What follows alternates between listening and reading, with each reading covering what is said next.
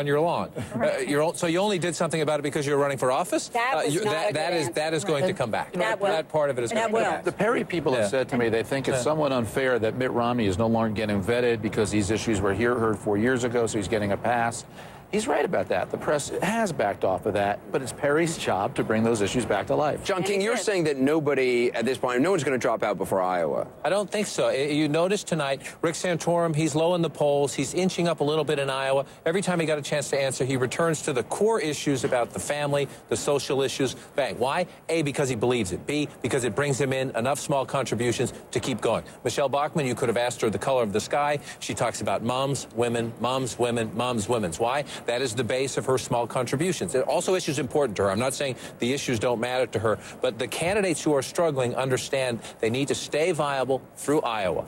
After Iowa, one or two of the candidates to the right of the race will unlikely have the money to succeed, but they are going to stay and fight until Iowa. Can I just say that Newt Gingrich almost seemed like the elder statesman this evening, aside from the last-minute attack on the media, which always happens, but he did seem like somebody who was the voice of reason for a while. We've got to take a quick break. Up next, did the fireworks work? Will this debate go into the books or as a make-or-break moment or not? We'll be right back.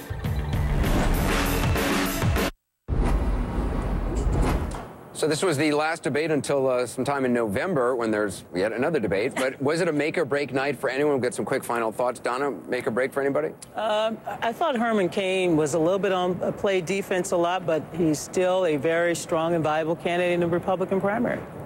I think we're down to 3. And I still think the race for who is the anti-Romney is an important race in case something goes wrong with Romney and he loses. Well, whoever is left standing has a chance. Mitt Romney walked in as the front runner, and I think he walked out as a stronger front runner.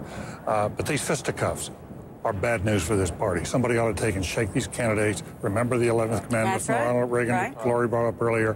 When you've got the front runner of your party called a liar by 3 other candidates on the stage, there's a problem for the party and for the front runner. And there's also a political ad coming down the road for Barack Obama. If I were in the White House right now, I would have kind of enjoyed the debate. It's interesting because Newt Gingrich at the end sort of said this was a media tactic or a tactic of mine or of CNN's. But I was surprised by...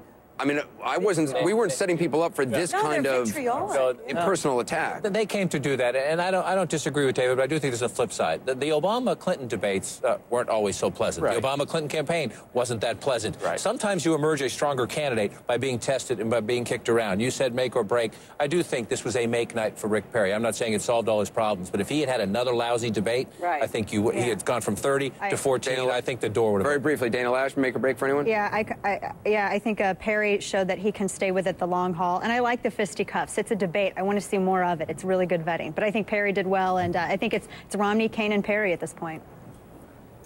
Dana Lash, appreciate you joining us. Donna Brazil, Ari Fleischer, David Gergen, Gloria Borger, John King, everybody. I think everybody. The apples, the oranges. That's it for 360 from Las Vegas. Thanks for joining up. Up next, you can see for yourself what we've been talking about, the debate from beginning to end.